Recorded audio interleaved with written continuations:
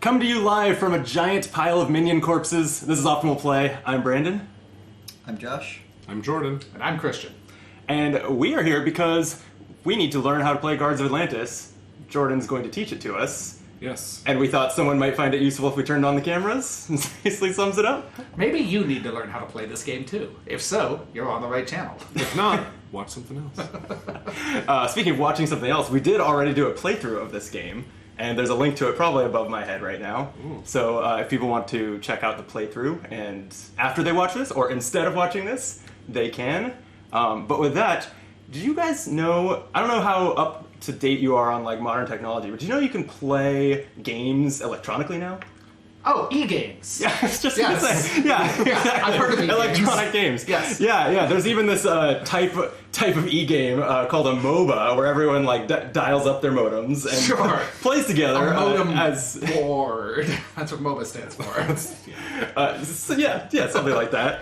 And so yeah, everyone plays as a hero on a team, trying to generally it's a genre, so they have some differences, but generally trying to destroy the opposing team's base by working with kind of really stupid AI waves of minions that you kind of manipulate and attack and stuff to try to push those into the base. And so e-games have come full circle, and now you can have the MOBA experience minus the E Finally. with Guards of Atlantis.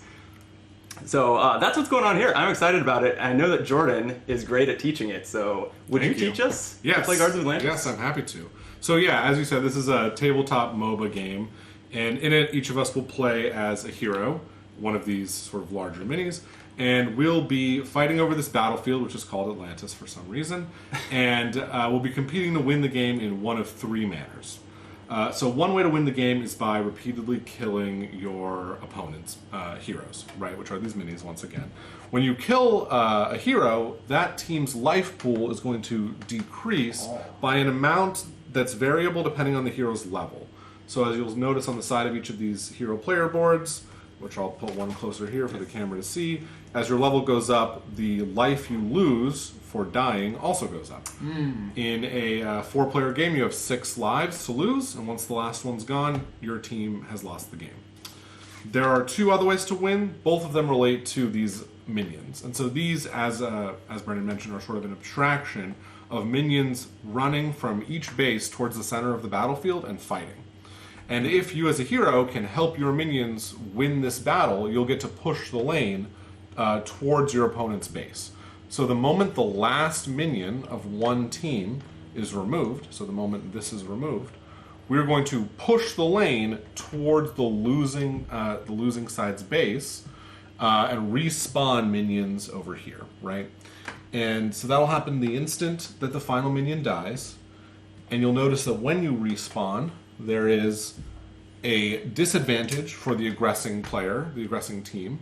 They have a 1 minion deficit to start. And so if a second push were to happen from here, if the blue side were to win that push, it would go into the base. That's a victory for the blue team. Alternatively, if the orange side were to win, that would move us back into the center.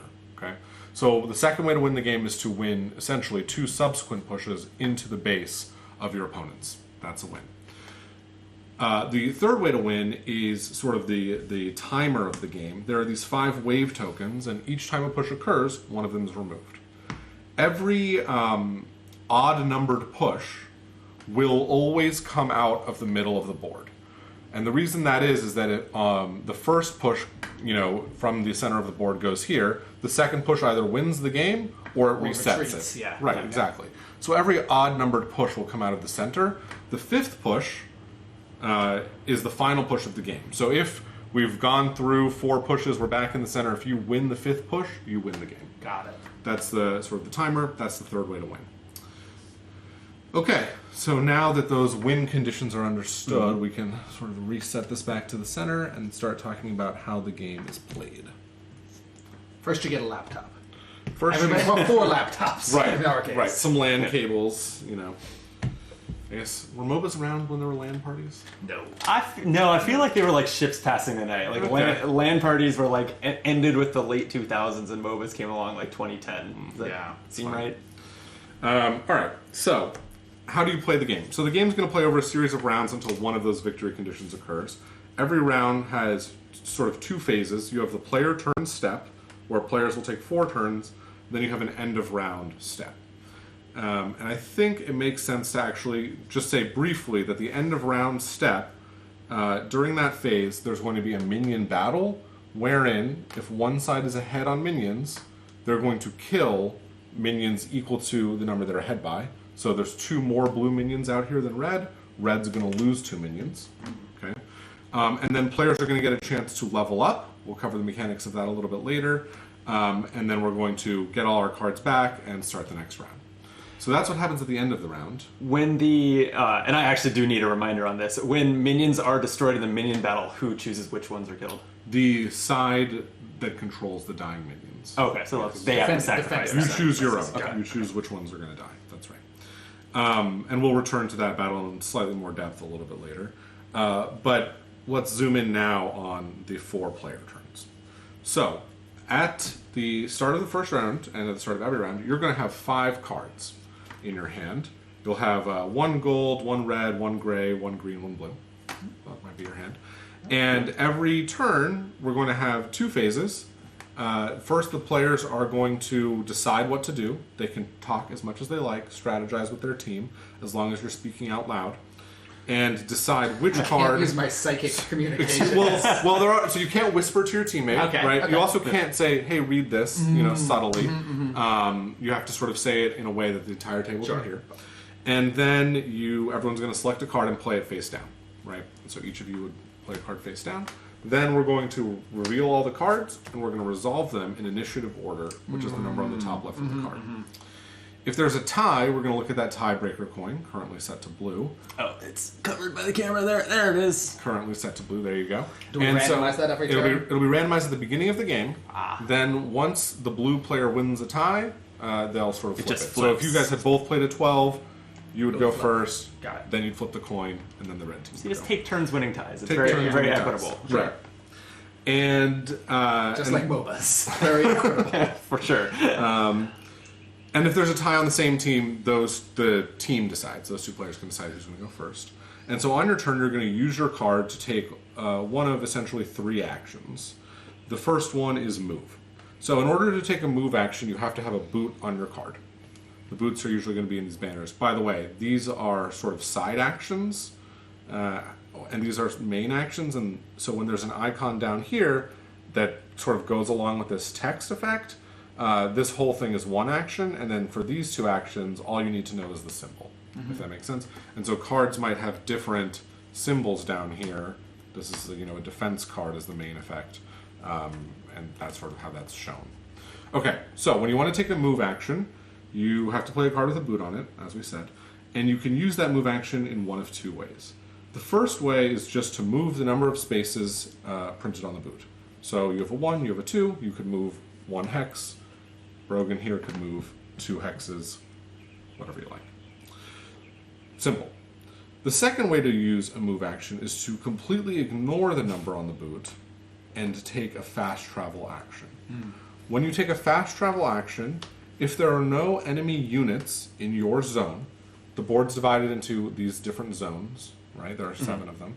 And a unit refers to both a hero and a minion. So if there are no enemy heroes or minions units in your zone, you can move to any space within your zone. That's fast travel, right? Yep. And additionally, if there are no enemy units in your zone and no enemy units in an adjacent zone, you can move to any space in that adjacent zone. Got it. Okay? Just running. Right. Yeah, so from there you could go here, but also notice this zone, so you could come all the way over here with Right. 1 boot Right. for a flank kind of maneuver. So those are the 2 ways to use a move action. Either fast travel or use the number to move that number of hexes. And once you get into the central battlefield, you'll only be able to use the number. You can't fast travel where there's going to be enemies, essentially. Okay, that's the move action. Any questions about that? Does that make sense? Makes sense, yeah. Okay. Yeah. The next action we'll talk about is the attack action. So every hero, or almost every hero, has 2 attack actions. You have your gold attack and your red attack. Your gold attack is faster and weaker, your red attack is stronger but a little bit slower. And when you take an attack action, you are going to be targeting an enemy unit, either an enemy minion or an enemy hero. If you are targeting an enemy minion, you kill it. So minions have no defense, they have no health, you attack them, they die. Splat. Right. I think it's that simple. When you're attacking the only rule to note is that these are the heavy enemy minions. These must be the last to die. In fact, you can't target these with any effect, no matter what the effect is, unless the card says otherwise, until it is the last minion standing on that side. Okay. If you're going to attack a hero, things get slightly more complicated. So, when you attack a hero, let's actually come up with a good example here. We're just going to pretend these are in places they don't belong. They could get there. They could get there. Okay. So when you attack a hero, that hero is going to have an opportunity to defend itself. And if it's able to do so by discarding a card with a shield value equal to the number that it's required to accurately defend or to adequately defend, it will live. And if it's unable to do that by discarding a single card, it will die. So, looking at this red attack from Wasp, it's a 5 strength attack. You would need, by default, so if you were over here, you would need, by default, a 5 strength defense. And you have one here, so you could discard this to your discard pile, and that would be a successful defense. And it doesn't have to be... it just has to equal the attack, right? It just has to equal the attack. Not right. exceed. It doesn't need to be a 6. This just happened to be a 6, right? A 5. And I'm sorry, can you discard from hand or only the cards you show pre-selected? Only from hand. Got it. Only from hand. Which is a good point. So if you had played this and this you card might was want to already keep a high out, defense card in it would hand. not be a valid use, right? Exactly. So Yeah. you would have to use this red one instead. Got it. Now, there are certain factors that can alter the sort of the strength of the defense is actually what it's considered, but essentially the number at which you need to defend. So, adjacent minions support their team in the attack. You'll always look from the defending hero's position. So, Brogan is here. These 3 minions are adjacent to Brogan. They're each going to have an impact. His minions support him. They give him +1 defense. Wasp's minions support her. They give her, Brogan -1 defense. So, by default here, it's going to be +1 defense for Brogan, right? Yeah, -1 from the enemy minion, +2 from the friendly minions. How you got there? Yeah. Correct. And I'll mention that these heavy minions work the exact same way. So if this had instead been a heavy minion, Same. it would work. It was just +1 in the exact same way. Okay. Now these ranged minions, each side has 1 ranged minion. They have a ranged weapon, gun for orange, bow for blue. Yep. They only work on offense, and they have a range of 2. So this minion, which is 2 away from Brogan, does nothing because it's on color. defense, Yep. right? This one, however, which is 2 away from Brogan, is going to add -1 to Brogan's defense. So here we have, a 0 impact, right? -2 +2 to Brogan's defense. But you can imagine a situation where it would be -1 or whatever the case may be. Yep. That is so once you've established the modifier, the +1, -1, whatever it may be, you can discard a card. And if you're able to discard one card with that value, you're set. I'll note that there are weaker attacks, like maybe there's only a 1 strength attack and Brogan has a +1 defense.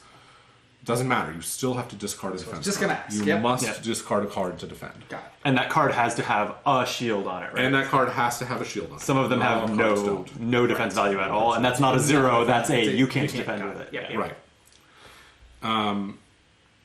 Is there anything else to add? I don't believe so. So I think that covers. So once the hero dies, they're going to come back here. Yeah. If they have a card that's out that hasn't yet been activated, so maybe this card had been played previously, that card would immediately resolve like this, and so they wouldn't get to use it for this turn. But next turn, they're back in the fight. Resolve meaning go into the row without its effect. Right. Go into the row without. That's not the word I would usually use. That would implies that For it sure, yeah.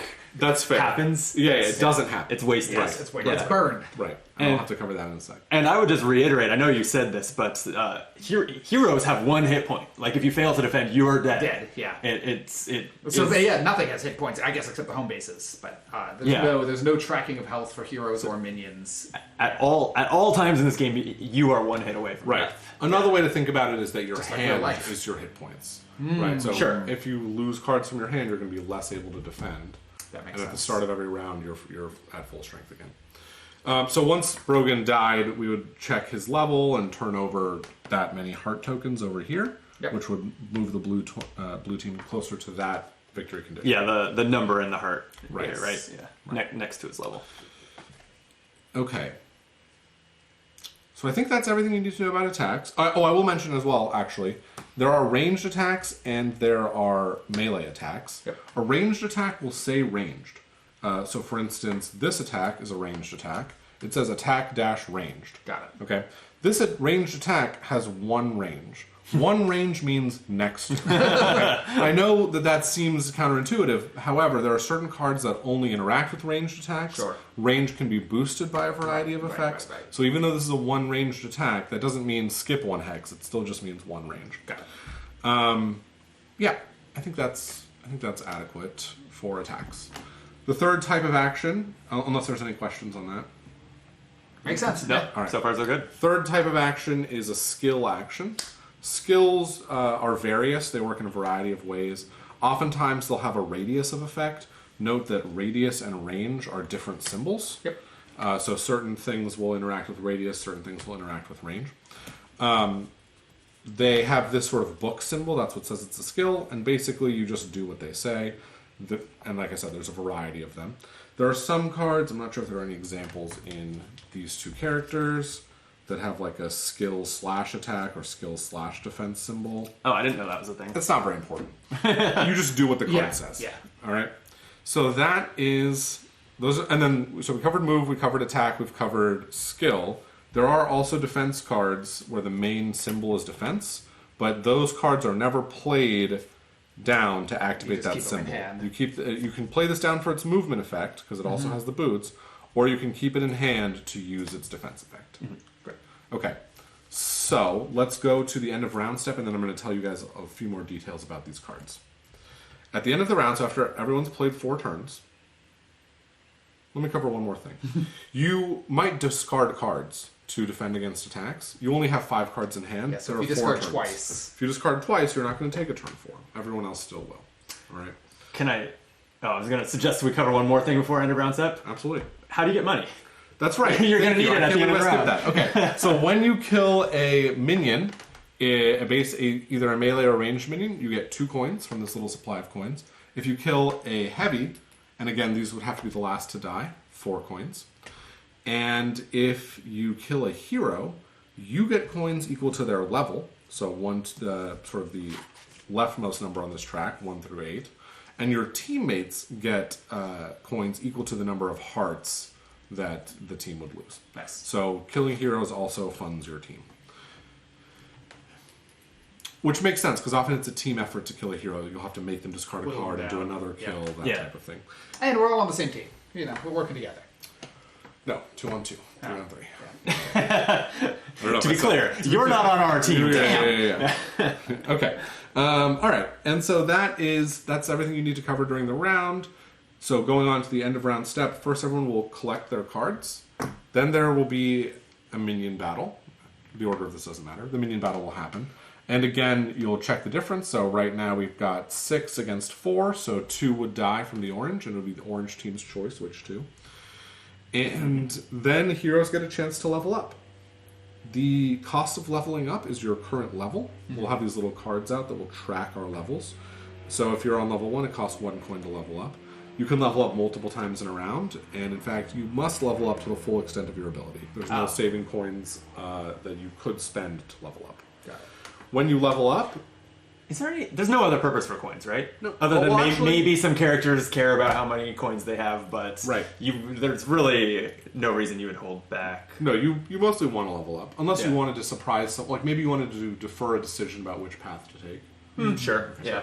So- So I guess, or make yourself less valuable to the Or other make team. yourself less valuable. But anyway, you You're about can't to do die. any of that. You have Can't to do it. level up. Right. Okay. So when you level up, every character has a sort of level up deck. You have 2 reds, 2 blues, and 2 greens that are level 2. They have this 2 in the right corner. And you'll have the same for level 3. So there will be a total of 6 cards per level, and I shouldn't say level, per tier. So there's tier 2 greens, tier 2 blues, tier 2 reds, 2 of each, and then tier 3 of each of those as well. So when you level up, you're going to pick one color to level up. So, for instance, maybe Brogan wants to level up his red card. His old red card would go away. Out of the game. Out of the game. And then he would look at these 2 new red cards. He'd add 1 to his hand. And the other, he would get this little symbol on the bottom. He would tuck it into his board. And that's a bonus to that stat. Yeah, want to show it on your board? Josh is off camera. So, for instance, this has a little defense symbol. I would tuck that under my defense. Interesting. And so now I have +1 on my defense going forward. The things that can be upgraded are attack, defense, initiative, which is when you go in turn order, range and radius, and movement. Huh. Range and radius and movement upgrades are typically very powerful, and so you'll see them more at the end of a character's level up tree. And in all of those cases, an upgrade is +1 to that thing, right? +1. Yeah. Yep. Right. And so I'll point out a few things about these level up options. Generally speaking, you're going to have... So this is the level 1 Brogan card. Brogan's level up options are this one and this one. So you'll notice that this is Mad Dash. Bull Rush here has similar art, though a little bit different to Mad Dash, and it's more of a strict upgrade on this ability. Right. Whereas this option here is sort of a zag, right? It's something else you can do. It's a different path to take. Notice that this is a ranged attack. Oftentimes when you're upgrading your red card, you'll have a choice to remain melee or ranged, or to swap to something else. And that's sort of an important decision to make. That's true of all the paths. You'll usually have a strict upgrade and then a zag, and it's your choice how to develop your And character. presumably you're coordinating this with your team to make sure that you're building out something that works with what everyone else is already doing. Right. Generally, you might want to focus on either hero kills or pushing the lane, right? But you want to make sure that you're not going to fall too far behind in either category as well. So that is the level up process. So you must go through all of the tier 2 cards. So you're going to upgrade your red, blue, and green once each. Then you're on to the tier 3 cards, red, blue, and green once each. And then at the very end, you have a purple card, which is your ultimate.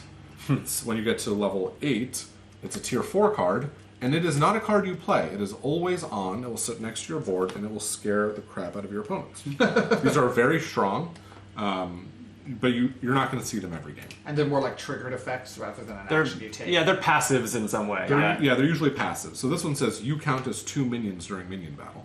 So by calculating how many minions each side has, you're +2. And if you would be removed during minion battle, you lose the push instead. Interesting. Very interesting. Okay. Yeah. Yeah, those are. I've glanced at a couple of those ultimates, and they feel very like game warping. Yeah. They're very strong. They're powerful, but yeah, you may not make it to level 8 every game. I'm going to. Oh yeah, I'm sure you will. Every yes, Yeah. you will. I mean, the general you, people won't. Christian, You, the viewer. Yeah. Okay, if you can't level up at all, you get a pity coin. Because the game goes bad for that's you, right. so you get 1 coin towards your next level up. That's my strategy. That's a terrible strategy. Going the pity route. I like it. You have the moral victory, though. I think, and so that's sort of all that happens. Pacifist. Then you pick up your cards and you'll restart for the next round. Remember that whenever the last minion is removed, the push happens immediately. So that can happen in the middle of a round. Got It it. can also happen during the sort of end of round battle step. Yep. And I want to give a little bit more detail about these cards, but I'm wondering if there's any core rule mechanisms that we have missed or need to be covered in more detail. I did think of one. You mentioned that when we're planning and laying our cards down, we can talk amongst our teammates, but there's other communication rules Correct. that I don't think you touched on. Right, so once all the cards are face up, you cannot communicate with your teammates. So essentially, you cannot talk about the game state or the board state at all. That player is under an obligation to undertake their turn alone. You can't point out to them, hey, if you do that, we're going to lose. Oh. You can't do that. You have to just sit there and fume while they take their turn. Oh, good. I'm sure that. So there's a mechanical way to have everyone get mad at each other, just like in a real MOBA. Exactly. Right. Yeah. Well- you know, you're in combat. You're too busy. You're too busy making your own moves to type Yeah, can't expletives read the at your chat. team. Yeah. There you go. That's a good way to think about it. It prevents quarterbacking. It also, Yeah, of course. it has a lot of value, but it also can make. Yeah, I you love upset. getting mad. That's fine. There you go. And another rule is that once you've taken your turn with your card, you'll move it onto your board. And once you put it on your board and lift up your hand, it's like taking your hand off the piece in chess. You are done. It is the next player's turn. There are no takebacks. Great. And once you flipped up your card, that's your card for the round. You can't obviously change that at that point. No swapsies. Right. But you have, and this is where the communication can be frustrating. You flip that card face up, and then when it comes to your turn in the initiative order, you still have, it's your choice whether you're going to move or attack and what you're going to, like, there's still decisions to be made. Right. Yeah. At that And point. no one can help. Correct. No one can help. Great. Okay, so a little bit more detail about these cards. Your starting hand, like we said, is going to have one of 5 colors. In fact, you'll always have one of 5 colors. You'll have red, blue, and green, which are the 3 colors that can be upgraded. And then you'll have gold and gray. You'll always have the gold and gray cards in your hand throughout the entire game. Your gold card is generally your fastest card, and it's generally a slightly weaker attack. Your red card is generally a slower but stronger attack, and again, it can be upgraded. Your blue card is often high in defense and has a skill on it. Your green card is usually your slowest card. It often has a skill. This one happens to be a defense. And your gray card is usually a very situational card that's really powerful, but can only be used in specific instances. Oftentimes, characters' gray cards are things that you'll have to be thinking about and playing against. For instance, this Wasp card says, this turn, enemy units in radius of 2, cannot move or fast travel outside of radius. Oh. So imagine the lane has just been pushed, you're still stuck behind, you're broken, so you're kind of slow, and Wasp says, stay in my radius. That's probably a wasted turn for you. Love it. I think that's all the detail that you need on these different card types. Sure. Yeah, I just the reason I'm glad that you're explaining this is because it really clicked with me about halfway through my first and only play of Guards of Atlantis 2 is how important it is to look at your opponent's cards already down in their row and see what's left in their hand. Do they have an attack left? Do they have a fast card left? And once you learn those broad strokes of the gold card is almost everyone's fastest card, you can start to just intuit. You don't have to understand every word of every card they have. You can be like, oh, I know their gold card is down. I can probably get in my attack faster than they can act. Yeah, right. And oftentimes you'll be looking to see, that player has no attacks left. Their gold and red cards have both been played. Right. I don't have to worry about them. Or it might be playing around that gray, knowing, that's already come out, or it's about to come out, I'd better go fast so I can beat it. So right, right. So one more detail about this game that I think is important to recognize before your first play is that these cards are hyper-specific. They do exactly what they say, nothing more, nothing less. If a card doesn't say may, it doesn't mean may. And you must do the entire text of the card or none of it. So, for instance, Brogan's attack here says, before the attack, move 2 spaces in a straight line to a space adjacent to an enemy unit, then target that unit. So if Wasp is next to Brogan, Brogan can't use this card to attack Wasp because he has to move 2 first. He's no longer adjacent to Wasp. Yep. That's done. And so that's an important thing for Brogan to know. It's an important thing for Wasp to know. Right. The other thing I'll say is that positioning in this game is super important. It matters a lot if you're 1 hex over.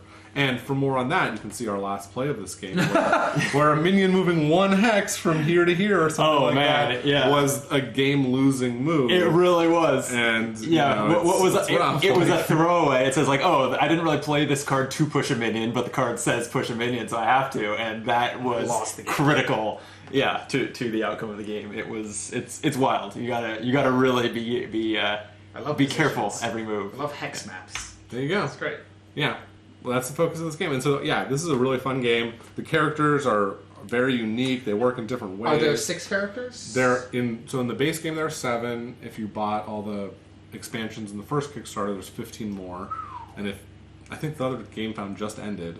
It if did. you got it on that one, or you get a late pledge, there's another 10. Oh my god. So 32 will be the end. So you can play 16 on 16 if you own all that? Well, the back of this does have a map that plays 5 on 5 Oh my god. I think that's the biggest map so far. You probably wouldn't want to fit more than 10 players around your game table. Speak for yourself. Fair enough. If we can play Blood on the Clock Tower in this room, we can play 14 player cards. You just need like a big table, and everyone's got those grabby claw things to move the pieces around. There you go. Exactly. Or even better, like those, outdoor chess sets. You got to build one of those. Oh yeah, just where each of the heroes is this tall. Yeah. All right, my project for the summer is excited. Yes. There you go. We're gonna need a park for this map. Yes. I'm in. Yeah, actually, that let's think even bigger. Let's make this like life size. Life size. Cosplay our heroes. Everybody dresses, We are the heroes. is. Yeah. Okay, cool. I moved I'll see you guys in 2 months. 2 meters, right? Okay. Well, look for life-size Guards of Atlantis coming soon to Optimal Play. Probably not really, but Jordan, thank you for teaching us. Happy to, yeah. Guards of Atlantis. I'm excited to play this. We're going to end this video and actually play this. That won't be a video, but we do have a playthrough on the channel. So check that out. And hey, while you're here, if you like this or didn't, hit the like button. That helps us get recommended to more people, helps us grow, and so does subscribing to the channel. So that would be awesome. And one last plug, if you want to try out this game and you don't own it, it's available on Tabletopia. True. I think it's a good implementation, so you can always try it out there. And there's a Discord full of people who want to play online all the time. Are you on that Discord? I am. Yeah. I should look into that. Yeah. Very cool. Well, thank you all. Look forward to slaughtering you all on the island. Yeah. Not me. I'm going to win. I'm getting those pity coins. Looking forward to it. There you go. All right. And with that, Mom. See you next time. Until then, be optimal.